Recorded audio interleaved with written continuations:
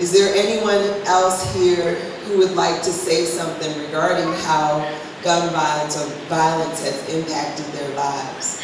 And if you don't want to say it now, just put it on your comment cards and mark your calendar for Monday, June 7th, because we're going to be having another event. We're not just going to have one, we're just going to keep on talking, because if we don't hear what you have to say, then how do you think that we can make any changes? We can't make changes without having your input. For all the young people who think that they're out there being cool, doing the wrong things behind your parents' back, it comes back to haunt you in one way or another. So while you're out there trying to do things that you know you're not supposed to be doing, please note that somebody else is watching you, and it may not be the right person who is watching you. I remember going to a young man's funeral who got killed in Arbor Point.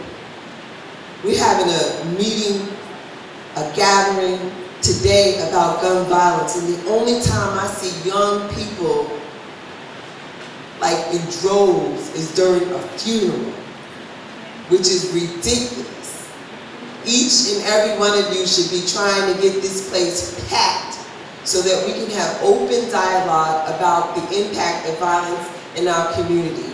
And nobody could, you know what? You could look at me with my suit on, but I'm from New York City and I grew up in the 80s, so violence was violence then.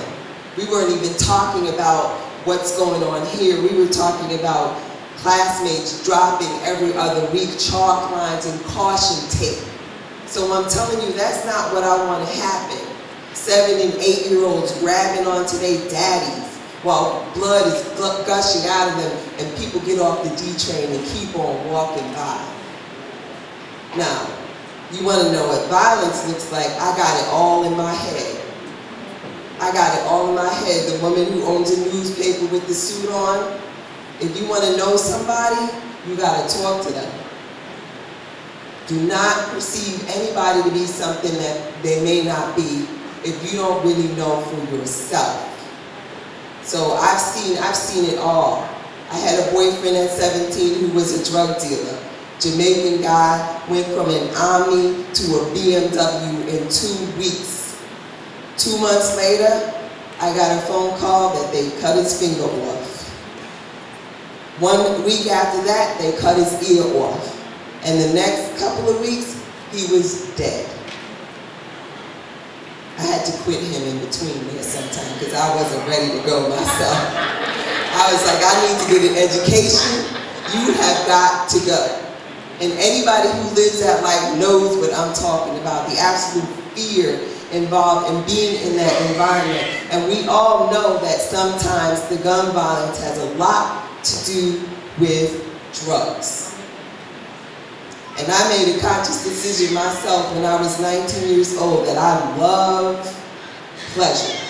I love pleasure so much.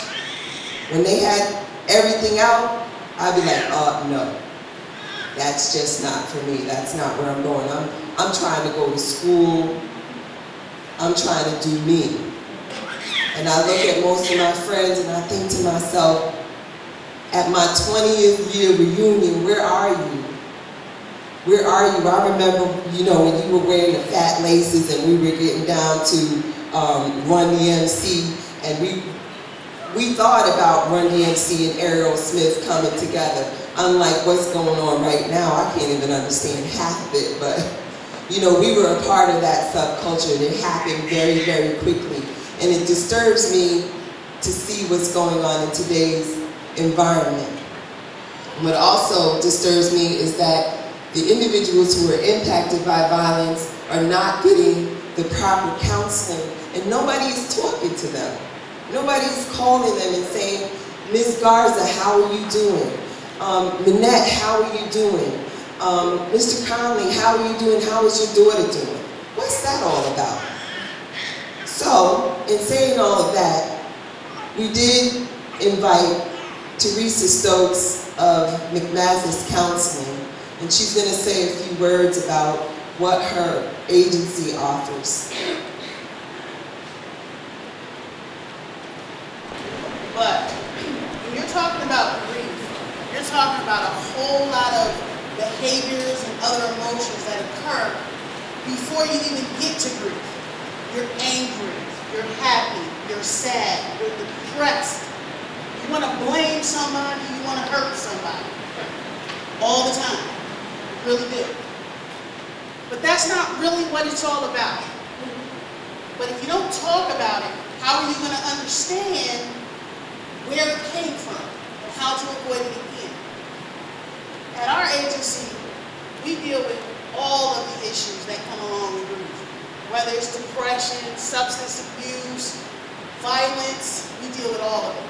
And we have some pretty macho guys who come through our agency.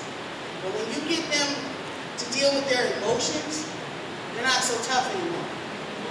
They have pain as well. But you guys don't see that.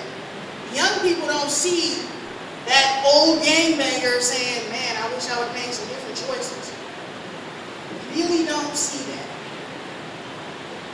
The bottom line is, you can only deal with your emotion if you discuss it. It doesn't necessarily mean you're weak or insecure or don't know how to handle pressure. It just means you need that extra shoulder to carry on. In our community, counseling is unpopular. We don't want to talk about it. There are a lot of issues that can be dealt with just by saying, I'm having a bad day. But how do you feel when somebody just says, how was your day? They really want to know, not that topical how you doing, but the real, how are you doing? And you actually feel comfortable enough to say, you know what, not so good today. So, in saying that, address how you feel. Because otherwise, there's going to be misdirected anger and behavior that will occur that will have some trickle-down effects. And it's not always going to be a great day. If you guys have any questions, I'll be here. Otherwise, stay blessed.